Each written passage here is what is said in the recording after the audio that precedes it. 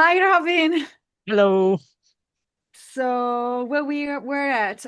Okay, with interference, I had total freedom because a day here, I supposed to direct a documentary in Cyprus Yeah. about the Green Line. Now, I don't know if you're familiar with the politics of Cyprus at that time. There was this line that would divide the Turkish and the Greek side. So it was a Mhm. very political film. But the writer wasn't, she was making a film which was very difficult to direct. And so the school decided to allow me to actually make my film Interference because at LCC, each student come up with an idea and then gets voted. Yeah. uh, but at the time, I was the writer of this Cyprus documentary, decided I was going to be her director. And then the school decide that they were going to drop that documentary because it was very hard to make it because I had completely different ideas with the writer. Yeah. And so they said to me, do your film. And I was like, okay. And so I had completely freedom to do it. Wow. So, That's nice. Did you? Hi, Luana. hi, John. So lovely to hear you. So Hey, lovely to you. did you shoot in Cyprus? Yeah, I went to I because before to actually take because we have to develop the her idea into a treatment. We just had the idea, so we had to make a treatment. So I went to Cyprus in Easter, and then we went to I had my own camera. I was filming around there, and I really wanted to make it very political, and she really wanted to make it very personal. And Aha. So you actually went to Cyprus to. I Wow. went to That's Cyprus, yes, that's nice. and unfortunately, it was all about her story to go into the house that her family used to have, but was taken by the Turkish. So it was really Mm, like very difficult, and right. as a and I really was trying to make it objective as possible, and Mm-hmm. but the writer didn't really wanted to make it that way, and the school didn't feel that it was they would have support a more objective documentary than I just too personal. Yeah. um Okay. so if that makes So sense. it's So yeah. So instead of a documentary, like you decided to emulate with a more poetic or evocative fiction, yeah, I right? mean, Yeah. yeah, basically they say to me, Luana, do the film that you pitch about Italy. And I say, okay, the school dropped that film. So I was allowed to make my own. And Perfect. at that point, they told me, just do it. And I was like, okay. And I went and do it. And I think I raised £4,000 to make it. Wow. I, Oh wow. How I did made you how did you manage? So as soon as I was dropped from the documentary, I started raising funding through a couple of organizations. Then they were giving money to students to make their own films. And then I made a party at Cargo, which he was a club in East London owned by a friend Mm, of mine. I didn't pay for renting a Sunday night party, but he was getting, I was getting the tickets. yeah, He of was course. getting the bar, and basically, I make a Sunday party with live bands, DJ sets. I showed the Yeah. trailer of Interference, which I went to shoot in Sicily, and I put it together, and you know, Yeah, that would do. Where was it? What part of London was it? at Shoreditch. Ah, It, it, Shoreditch. Yeah. it was in Shoreditch, and that night we raised £1,000. So with 4 grand, I basically sorted out 15 people crew to go to Italy. and shoot the film there. So actually, it wasn't a British film; it was like Italian because we film everything. All post production was made at LCC, and Yeah. when I was in Italy, I got um, Coop supermarket, which I'm very happy. Then actually, Coop is the only supermarket in UK, very against this genocide in Gaza. And Coop Hmm. basically gave me the chance to shoot in the Coop without paying them, which was great because we Uh, didn't have money. I that's mean, so I was very amazing. little money, and all the Yeah. location I got was for free. So I just have to, and most of the performance I didn't pay for. So literally, the 4 grand it was to take the crew and feed them for a week in Italy, Hmm. which Yeah. was which That's the power of literally independent filmmaking at its finest. Yeah. yeah, yes, I definitely it was, and yeah, that's as much I remember. It was 20 years ago, so But that's Oh, great. That's great. I mean, it's so cool to see that 20 years uh, ago and very recently in your last film, you touch upon motherhood and like not so much the horrors of motherhood, but the like some of some of the horrors that come with motherhood, with which is a motherhood, very yeah. interesting topic, to touch upon. And I really like the way you evocate. You use a lot of sound. You use a lot of like surrealism. Uh, you have a very like interesting like eye and ear for that. I really like your thank your you. sensitivity to that. Thank you, Joanne. Yeah. Do you know what the interference reminded me of? Maya Deren's Messages in the Afternoon, which I think is a big compliment. Going back to the 40s or whenever that was made, that surreal cinema that Maya Deren did, you know, just really experimenting with the camera and noises and shadows and Yeah. so what inspired that then? I know you've mentioned the backstory, the politics of it and the conditions, but what did you have particular filmmakers that you were like, I want to like be like them or I want to show that I can do what they can do? Who were you inspired by at the time? Yeah, that's the thing. You see, I never was a person who wanted to become a filmmaker. I never thought that. It was just by chance. So, I never had that kind of, of course, I love David Lynch. Yeah, I love, I don't remember his name right now, but the top Russian filmmaker, Tarkovsky, who makes very evocative film. So yeah. I'm Yeah. like, I'm like the old kind of, I mean, that for me is filmmaking, like Right, Tarkovsky. because the first part of this short film, there's not much dialogue, which Yeah. is which is like very much how a lot of these filmmakers tend to use cinema. You like an audiovisual medium, like images and sound speak for themselves, not so much dialogue, but images and sound, like shots and you know. So evocative surrealism, Yeah. audio choices, sound effects, like that's how what you veer to. It's a very like artistry. It's very artistic choice. Yeah, definitely. Yeah, in a way, for me, because I never had I want to be a filmmaker. So I came from art school, so I did fine art, architecture, There you go. and There. then I I did fine art and architecture. So then I by chance I choose to do uh, uh yeah, it was like a media course, a very Hmm. very practical. So and they taught me how to shoot documentary, how to do TV format, and then to make a short film.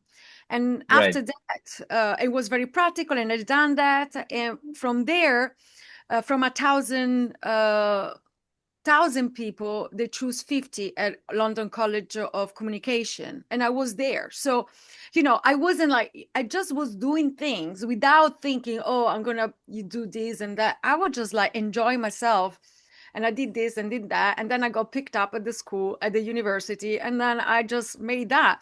But what I remember is that my love for Tarkovsky and David Lynch, and yeah, but I don't know if all that comes from there, but definitely had an influence for sure. And Yeah. I also think, yeah, I'm not a mother myself, but I was very interesting what happened to mothers and the weaponization of silence.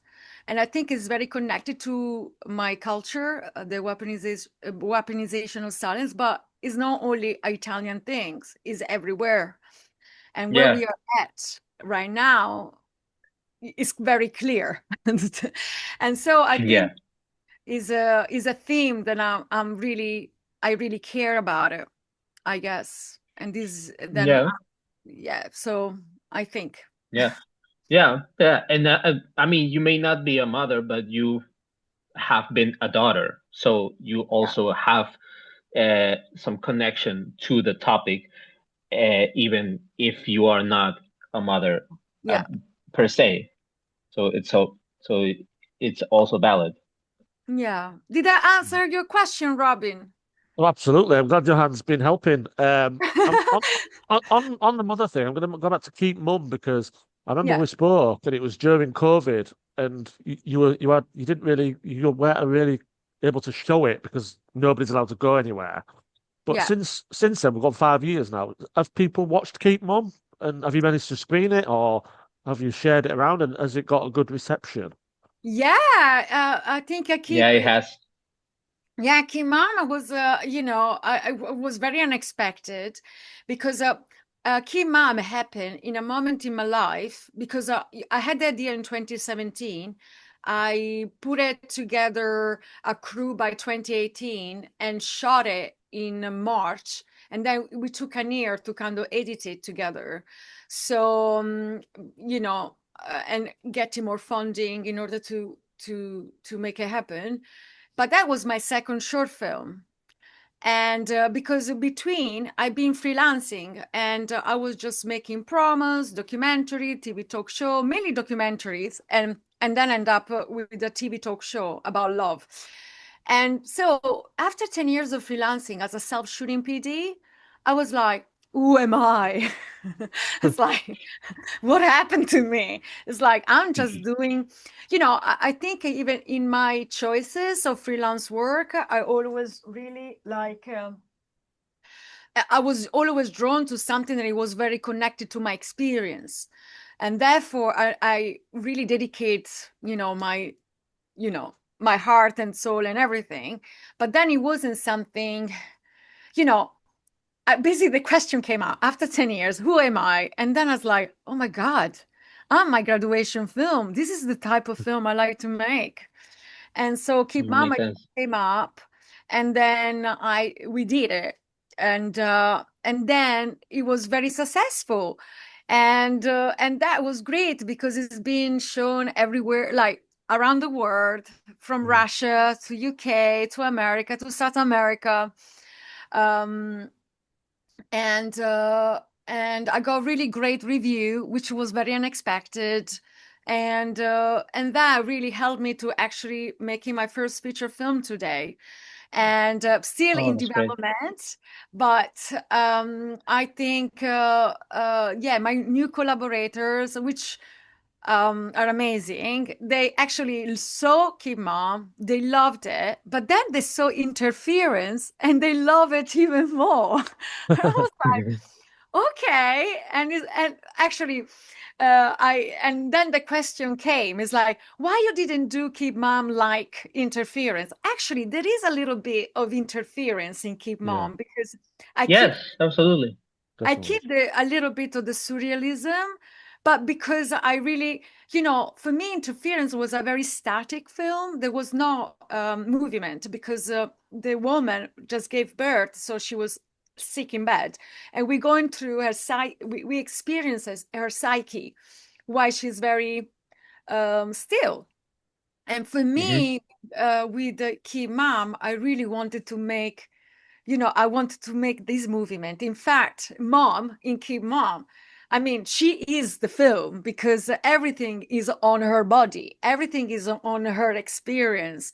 Yeah. And so, yeah, the surrealism and kind of get around her, but she is the major, is the one that she takes you into a journey, and it's not her mind, and it's her body, which in Right. interference is the opposite, is her mind and takes you everywhere. If Right. that makes sense. Do it make sense? Yeah. Absolutely. Oh, Absolutely. Yeah. As interference and Keep Mom like share these like this the sensibility that you say, like they share this thing that you want to uh you know showcase or explore, that identity that you want to take back through film or through exploring audiovisual media, that I'm very excited, but I'm very glad that you are finding it back after all these years, and doing your feature film. Like that's news for me. I'm very proud of that. Good oh, news. Congratulations. Yeah. Yeah. Good news. thank you. It takes what it takes with the feature film, but now I feel like I'm ready to do it. And also I think, the weaponization of sound has been my theme, and now I feel like I'm ready to say more than 10 minutes or 15 minutes about it. And Yeah. I feel I have the amazing people around me that it can actually help me to make it happen together, if that makes sense. Yeah, it does. Yes. Absolutely. I'm so glad that I managed to catch not only Luana's film, but also like some actually pretty wonderful short films before.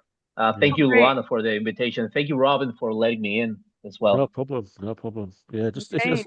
anytime you jump on, Johan, just jump on and we'll have something. We finish tomorrow night, but there's still plenty to look at and see, So Perfect. um Hi. yeah, Luana, I'm just gonna we obviously spoke earlier, but I'm gonna ask you one question, but it's a bit of a cheat. It's four questions in one. I Okay. mean, the obvious thing about this film that we didn't discuss earlier was like, tell us about the collaborations with the cinematography, the editing, music, and sound. There was one shot where there's the woman's face, then it's black and white, and then she's on the TV. It was Mhm. so good. So tell us about those four like collaborations with those, because they're the four real key components of this. If you tell us how you did that. I know it's a long time Uh, ago, but yeah, it was a long time ago. It was 20 years ago. Um, uh, um, I think for what I remember was a very organic in its own way, because Mm, the way it was shot. I remember then we shot with a PD-150. I don't know if you remember those type of cameras, but they had broadcasting quality and everything, and that's what the university we had then. But I was really extremely, I knew from the beginning, from pre-production, while I was actually developing the script, exactly how I really want the sound to be, and also shots. yeah, So it just happens that we were all synced up, I guess. And one thing I remember of each shot we did, I would not make more than 2 takes or 3 takes, yeah, like maximum. Like I was really, really like, you know, waiting quite a bit of time to have everything fit together.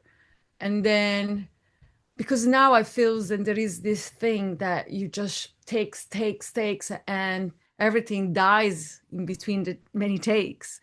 yeah, So, and Yeah, and because all the people that work on my film, they already knew that it was very experimental.